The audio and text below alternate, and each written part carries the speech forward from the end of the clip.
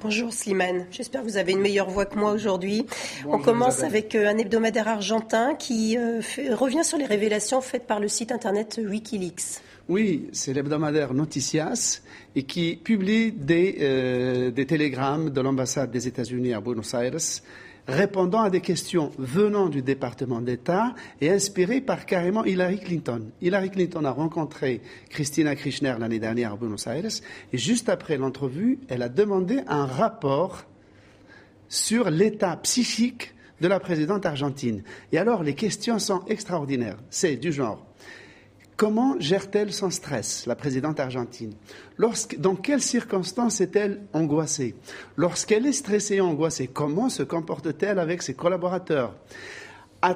Comment cela influence-t-il son processus de décision? Prend-elle des médicaments antidépresseurs?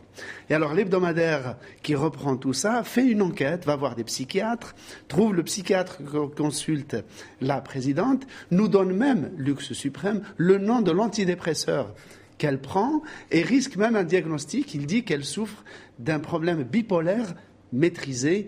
Bipolaire, ça veut dire ce qu'on disait avant, maniaco-dépressif. Voilà un peu comment les États-Unis donnent l'impression de vouloir tout savoir, y compris le profil psychiatrique de leurs interlocuteurs.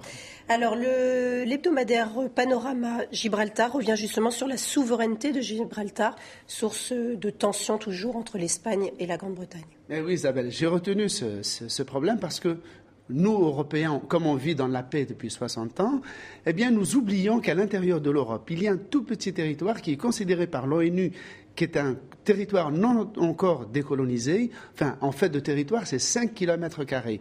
Donc, c'est le Gibraltar, cédé à l'Espagne pour toujours, il y a 3 siècles, pour toujours, c'est la formule diplomatique du traité, mais les Espagnols reconnaissent que c'est seulement le territoire qui est sous souveraineté britannique, mais pas l'espace maritime.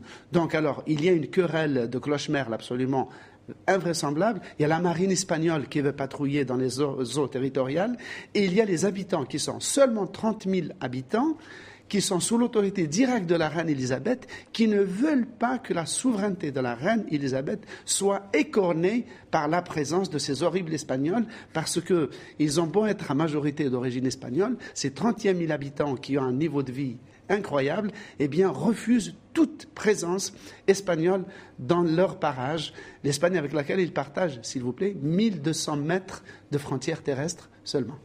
Un hebdomadaire indien qui revient, lui, sur des écoutes téléphoniques. Oui, il n'y a pas que chez nous qu'on parle d'écoutes téléphoniques, on leur a donné des idées. Eh bien, l'Inde, il y a 1 million d'Indiens qui sont sous constante écoute téléphonique, parmi eux 400 militaires et hauts fonctionnaires soupçonnés de corruption, 50 journalistes précisément, des ONG, des contrebandiers de tout poil.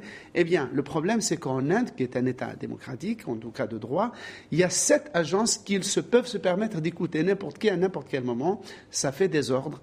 Et donc, le journal réclame qu'il y ait une autorité centrale qui soumet ces écoutes sauvages, pour l'instant, à une réglementation légale qui puisse protéger la liberté des citoyens. Très vite, Slimane, un hebdomadaire américain sur les mesures de sécurité dans les aéroports. Et oui, et notamment sur les scanners corporels dans les aéroports.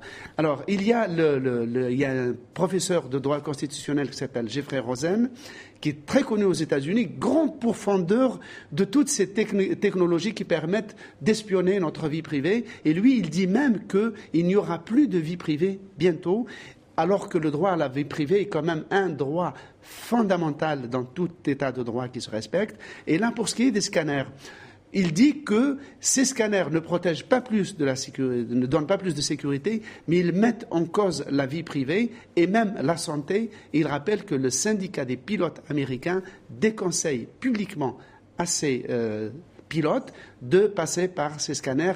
Il y en a 300 aux États-Unis, il y en aura bientôt 1000. Merci beaucoup, Slimane Ziguidou. On vous retrouve la semaine prochaine.